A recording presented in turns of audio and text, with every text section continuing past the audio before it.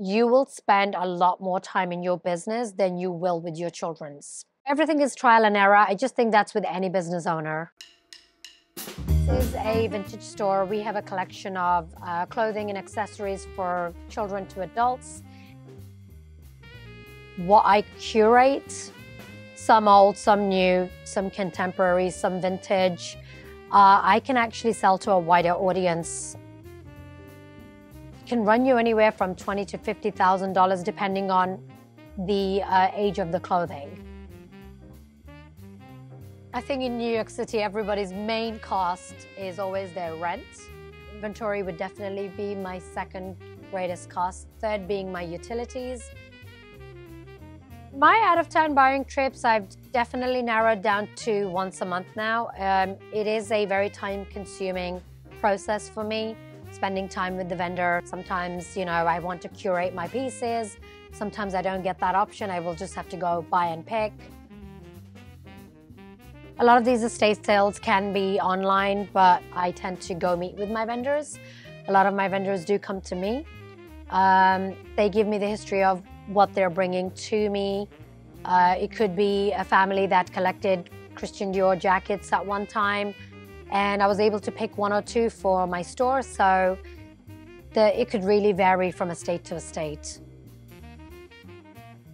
Vintage is basically old clothing. I guess some stores may dry clean theirs. Mine can vary. A lot of my stuff comes in very good condition.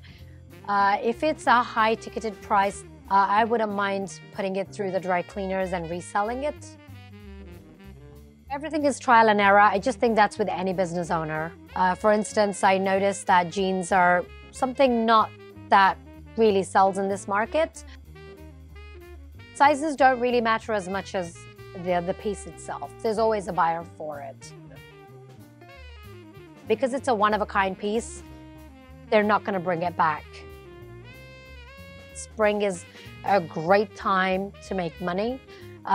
People are coming out of the cold, depressed winter month. They want to go out and they want to buy a new wardrobe. The summer is very telling. People leave town, so it's been very slow. Back to school, and right after Labor Day is when business is going to start picking up, so I'm looking forward to that.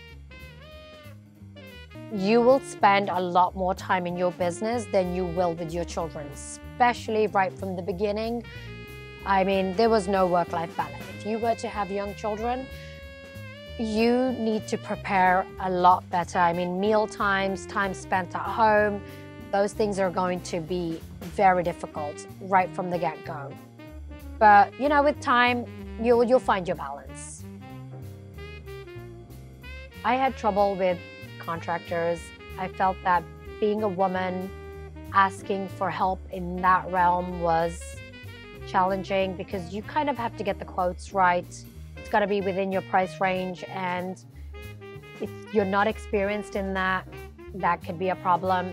Finding what I needed and the kind of person I could work with was very challenging for me, and it seems to be being an ongoing challenge.